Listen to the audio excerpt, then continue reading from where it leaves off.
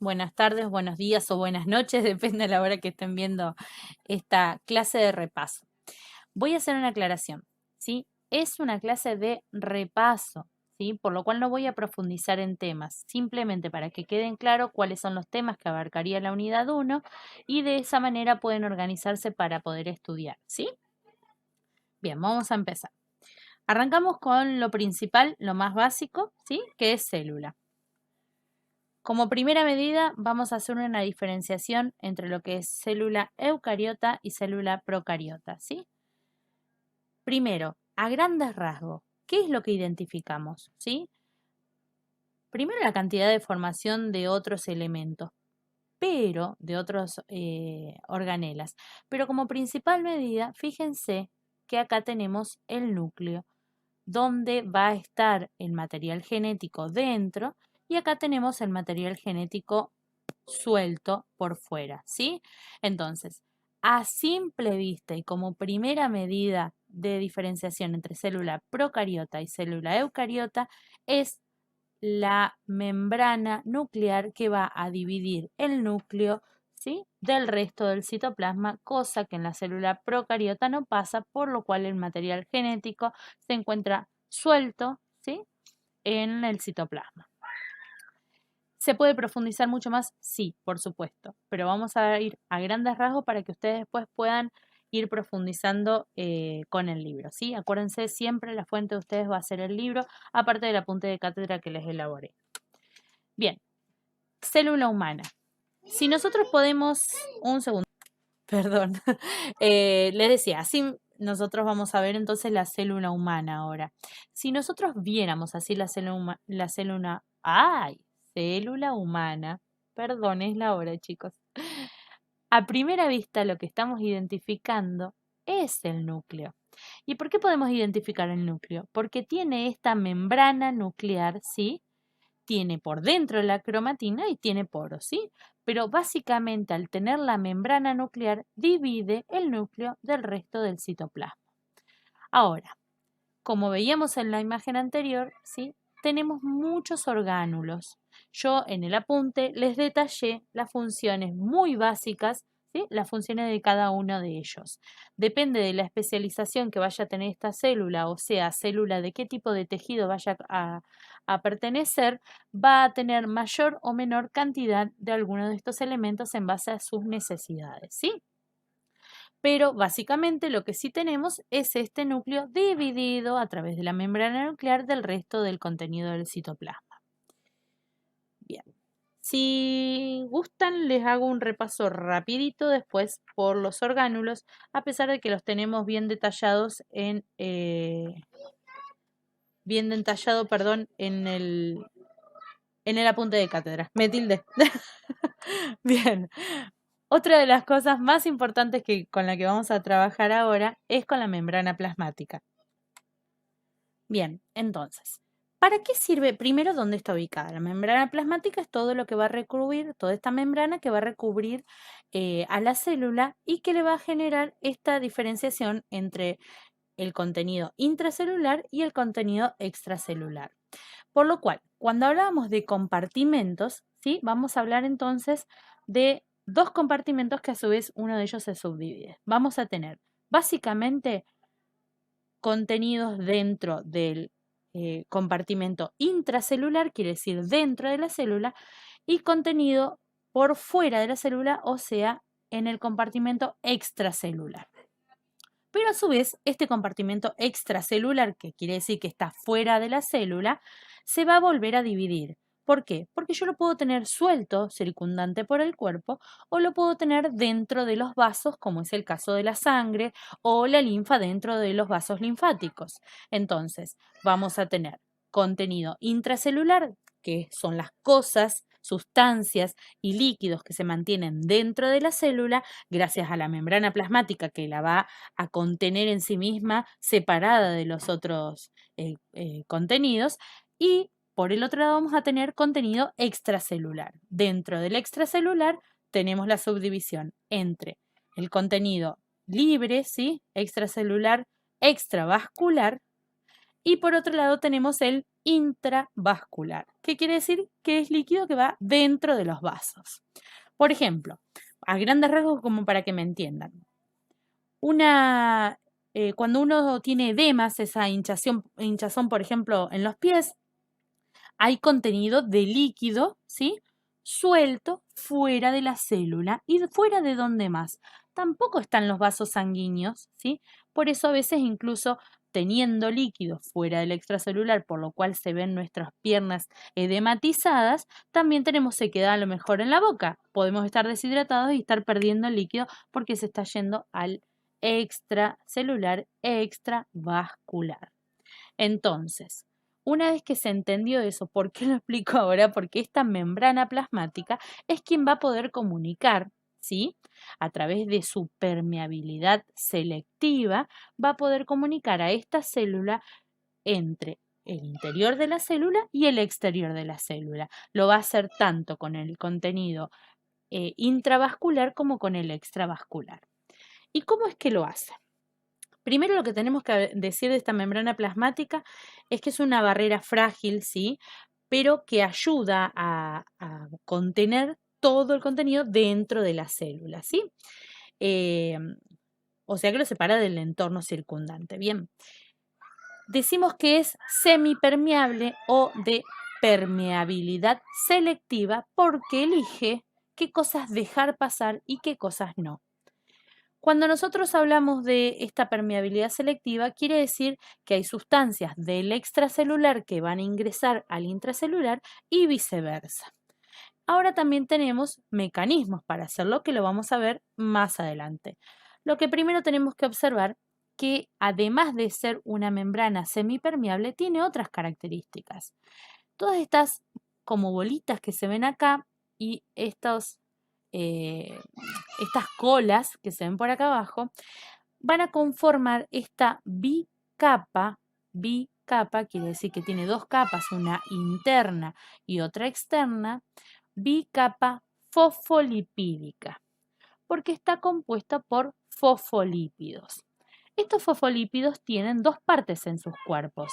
Como lo vemos acá ampliado en la imagen, tienen la cabeza y las colas.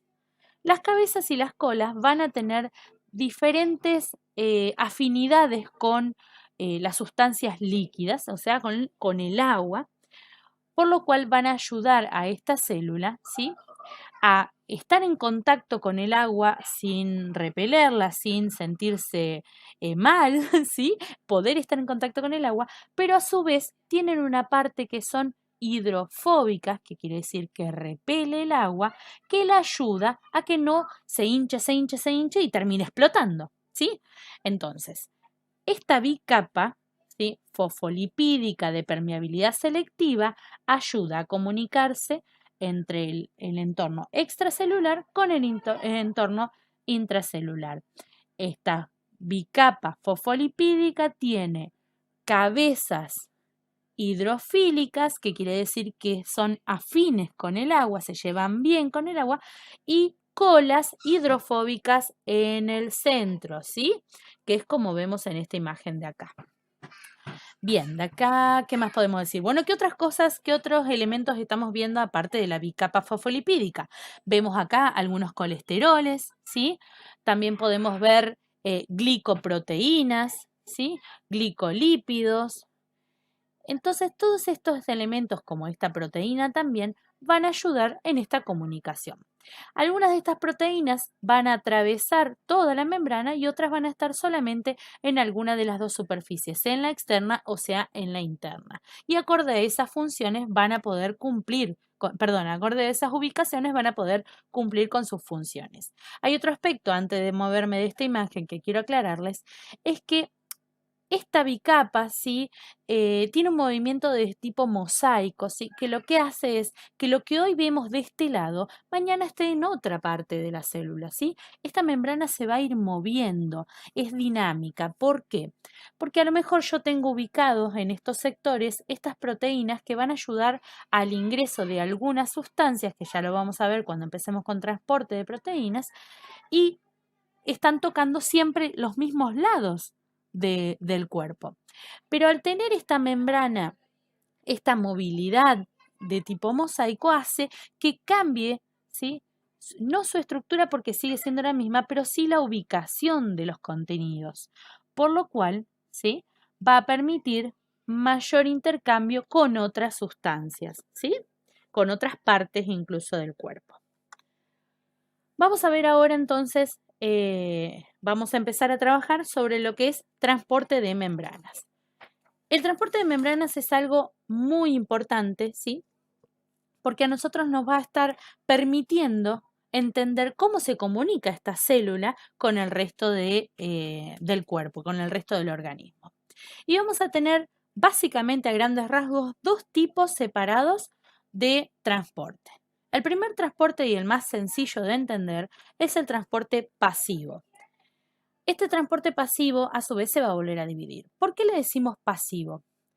Porque en realidad lo que está permitiendo que ingresen estos elementos o salgan estos elementos de la célula a través de esta membrana semipermeable de bicapa fosfolipídica, para que les vaya quedando, lo repito, lo que va a permitir, ¿sí?, es este intercambio. ¿Y cómo es que hace el intercambio?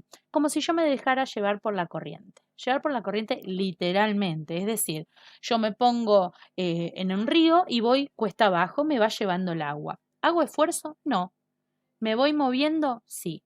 ¿Por qué? Porque hay un gradiente de concentración, ¿sí? De donde está más concentrado, como vemos en esta imagen, a donde está menos concentrado, como vemos acá.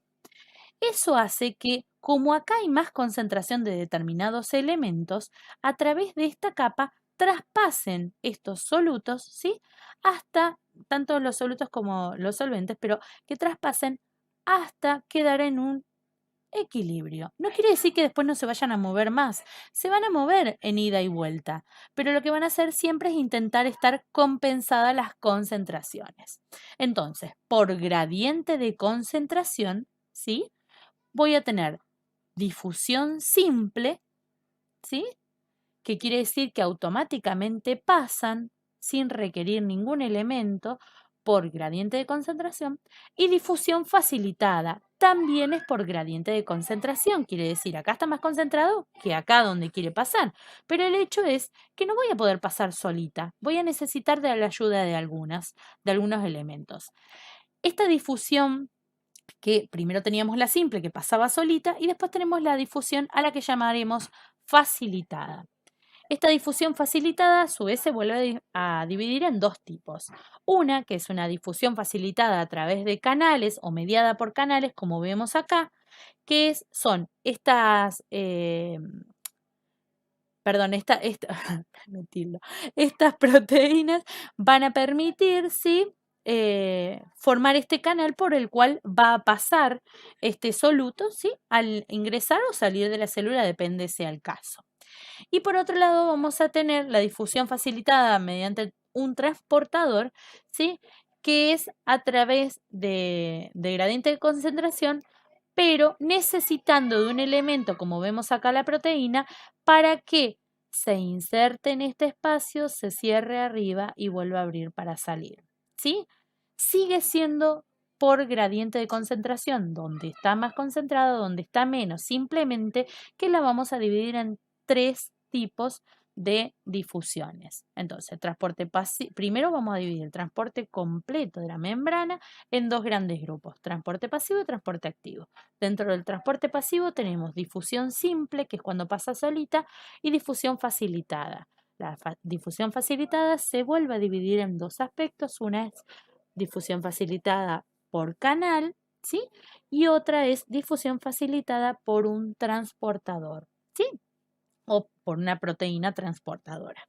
Ahora vamos a ver el otro tipo de transporte. Ahora tenemos el transporte activo. ¿Y por qué le decimos a este activo? Porque acá en este caso yo quiero volver río arriba. O sea, yo quiero ir de donde está menos concentrado a donde está más concentrado. Voy contra la corriente, contra el gradiente de concentración. Si yo antes me dejaba llevar y no tenía que hacer nada, podía ir de lo más pancha varios kilómetros sin cansarme. Pero en este caso yo quiero ir cuesta arriba. Y si yo quiero ir cuesta arriba, ¿qué tengo que hacer? Moverme, hacer ejercicio, ¿sí? Gastar energía.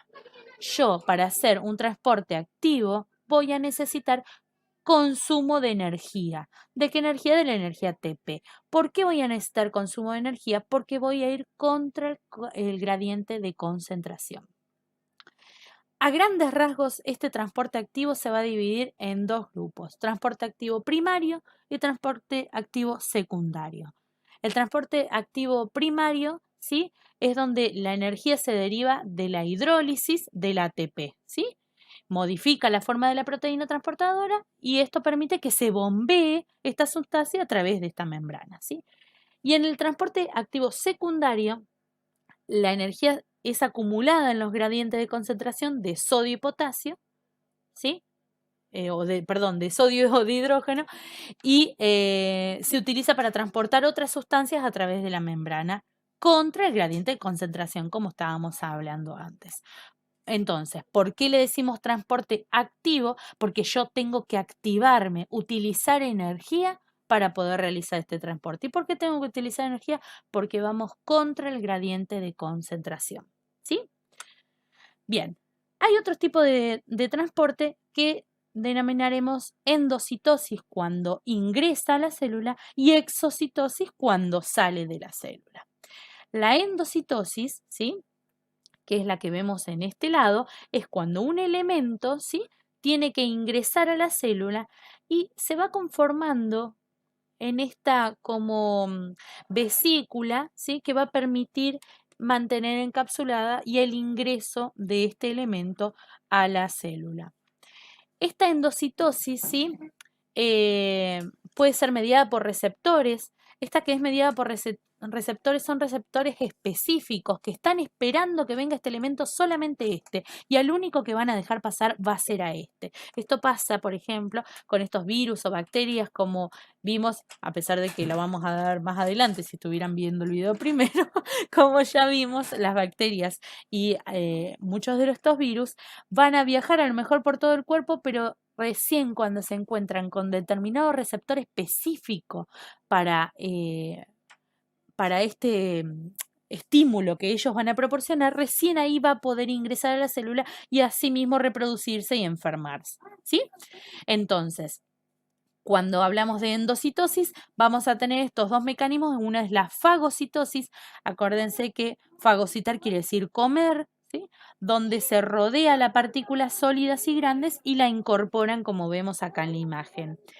Y en el caso de la pinocitosis, pino, acuérdense de me empiné un vino, ¿sí? Pinocitosis quiere decir beber. Entonces, ¿qué es lo que va a ingresar? En vez de un elemento sólido más bien grande, van a ingresar pequeñas gotitas, ¿sí?, de líquido extracelular adentro de la célula. Entonces, ahí tenemos la pinocitosis. Ahora, en la exocitosis lo que pasa es lo mismo, pero a la inversa, ¿sí? Fíjense que en esta se muestra la membrana, ¿sí?, pero del lado interno de la membrana y este es el lado externo. Entonces lo que hace es venir desde el intracelular a través, ¿sí?, de este mecanismo de encapsular, va a lograr salir al exterior, al extracelular.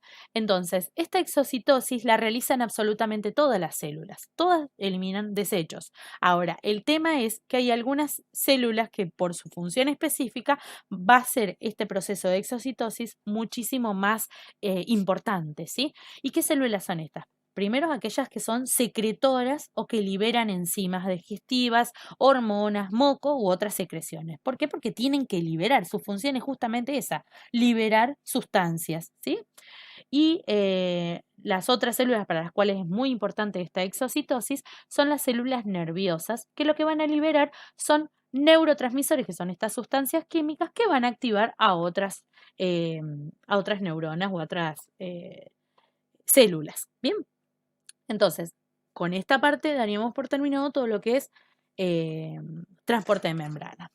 Acá en este gráfico cortito, ¿sí?, no pretendo yo hacer otra vez una especialización de la célula, pero cuando nosotros hablamos de la célula, estamos siempre hablando de una célula tipo, ¿sí? Pero ustedes saben que hay células que son tan específicas que parece que fueran otra cosa, no células, ¿sí? Entonces tenemos que evaluar nosotros que esta diversidad de células está relacionada con la función que van a cumplir en el organismo, ¿sí? Por este lado, por ejemplo, tenemos los glóbulos rojos, ¿sí? Como células, el músculo liso, las células de tejido adiposo. Todas estas células se ven extremadamente diferentes unas a otras porque sus funciones son muy específicas. Entonces, fíjense ustedes que cómo vamos a avanzar sobre tejido si no entendemos que la célula es quien es diferente y la composición de varias células a través de determinadas uniones son las que nos van a permitir a nosotros estar hablando de tejidos.